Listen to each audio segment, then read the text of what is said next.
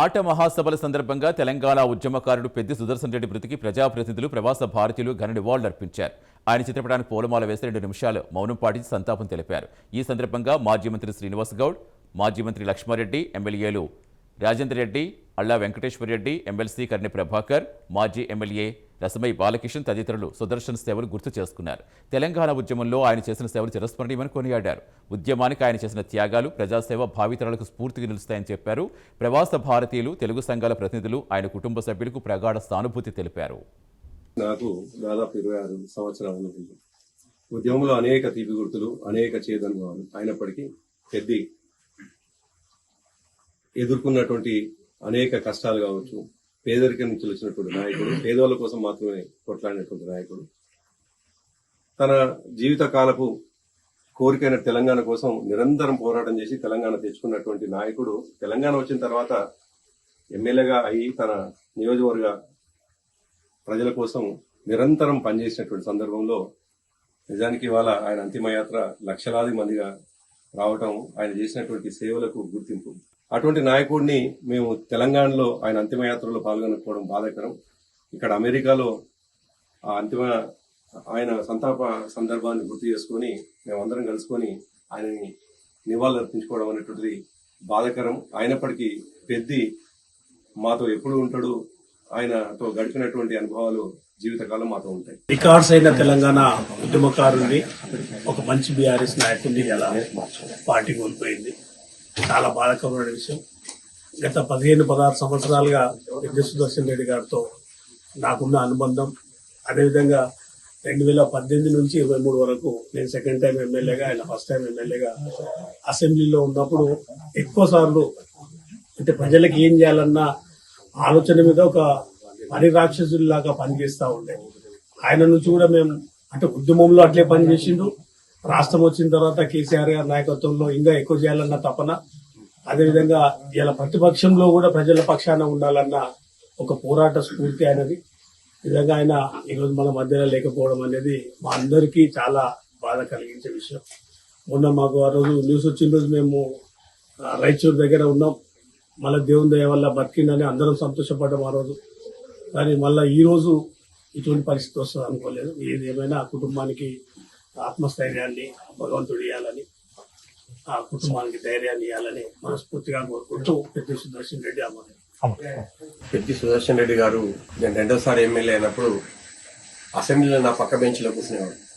Regular గా ఆయన first time MLA, నేను సెకండ్ టైం ఎమ్మెల్యే అయినప్పుడు ఆయనతో నేను చాలా విషయాలు నేర్చుకున్నాను.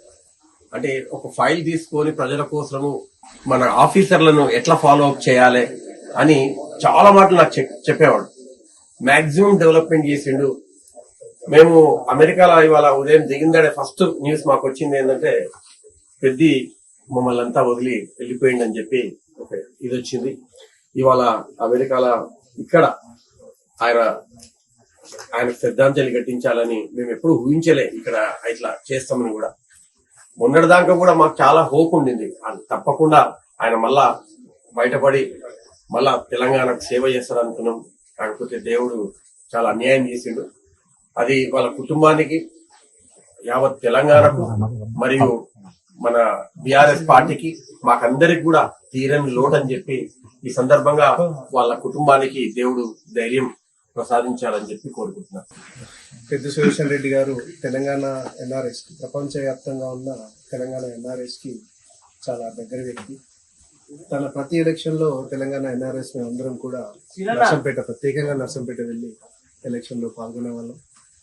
మేము వెళ్ళిన ప్రతిసారి పెద్ది గారు చేసిన అభివృద్ధి, మిషన్ కాకతీయ కానివ్వండి, పాకాల టు రామప్ప లింక్ కానివ్వండి, లేకపోతే మెడికల్ కాలేజ్ కానివ్వండి, లేకపోతే మన సైనిక్ స్కూల్ కానివ్వండి, తన అభివృద్ధి చూపించి చెప్తున్నప్పుడు తన కళ్ళల్లో ఆనందం, తన ఛాతిలో ఉప్పొంగే గర్వం చూసి మాకు చాలా ఆనందంగా అనిపించేది. మరి ఎందుకు కదా మనం తెలంగాణ తెచ్చుకున్నది, ఇలాంటి నాయకులు కదా మాకు కావాలి అనిపించేది. సో మా ఎన్ఆర్ఎస్ అందరికి కూడా పెద్ది గారు లేకపోవడం తెలంగాణ ఎన్ఆర్ఎస్ కి చాలా బాధాకరం. వారి ఆశయాలు ఎప్పుడు, వారి స్ఫూర్తి, వారి ఉద్యమ స్ఫూర్తి, వారి అభివృద్ధి స్ఫూర్తి, వారి ఆశయాలు ఎప్పటికీ మమ్మల్ని ఇన్స్పైర్ చేస్తూనే ఉంటాయి. వారు మాతో ఎప్పుడు ఉంటారు. పెద్ది సుదర్శన్ రెడ్డి గారు ఒక ఉద్యమ నాయకుడు, తెలంగాణ ఉద్యమంలో అలుపెరుగని పోరాటం చేసినట్టు మహాయోధుడు, ఎవరికి భయపడకుండా ఉన్నది ఉన్నట్లుగా దిక్కచ్చిగా మాట్లాడే మనస్తత్వము.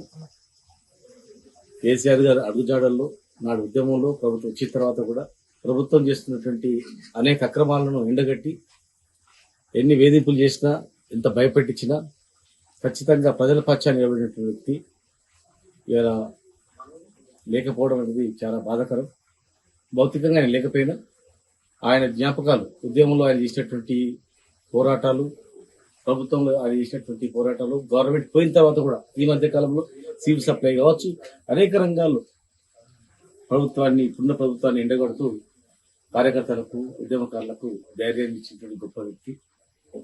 ఇలా అలాంటి వ్యక్తి లేకపోవడం చాలా బాధాకరం, దురదృష్టకరం. అయినా ఆయన ఆశయాలకు అనుగుణంగా ఆ జిల్లాలో కావచ్చు, తెలంగాణ రాష్ట్రంలో కావచ్చు, ఆయన ఏదైతే పోరాటం చేసిండో ఆ పోరాటాలు కొనసాగిస్తూ ఆ నియోజకవర్గ ప్రజలకు, ఆయన నమ్మిన వ్యక్తులకు పూర్తిగా అండదండగా ఆ కుటుంబాన్ని మా పార్టీ, మా నాయకుడు కేసీఆర్ గారు నాయకత్వంలో అన్ని రకాలు ఆదుకుంటారని చెప్పి తెలియజేస్తూ జోహార్ సుదర్శన్ రెడ్డి గారు. ఈరోజు చాలా బాధాకరం. మా ఉద్యమ సహచరుడు పెద్ద సుదర్శన్ రెడ్డి గారు లేడనేది వార్త మా అందరికి బాగా కలిసి వేసింది. అసలు ఆయన హార్ట్ అటాక్ వచ్చి 45 నిమిషాల తర్వాత మళ్ళీ రివైవ్ అయ్యి, అప్పుడు మేము అందరం అనుకున్నాం ఖచ్చితంగా మాలో ఒకరిగా ఉంటారు, మాతో పాటు ఇంకా ముందు ముందు పనిచేస్తానే అనుకున్నాం. కానీ ఈరోజు ఇలా జరగడం చాలా బాధాకరం. ఎవరు అనుకోకుండా ఇక్కడ రివైవ్ ఆయన మళ్ళీ బయటపడతానే సందర్భంలో ఇక్కడ రావడం జరిగింది. ఇక్కడికి వచ్చి అతనికి నివాళులు అందించే పరిస్థితి వస్తాయని కల్లా కూడా అనుకోలేదు. ఇక్కడ చేయడం అనేది చాలా బాధాకరం. సుదర్శన్ రెడ్డి గారు తెలంగాణ ఉద్యమంలో చాలా కీలక పాత్ర.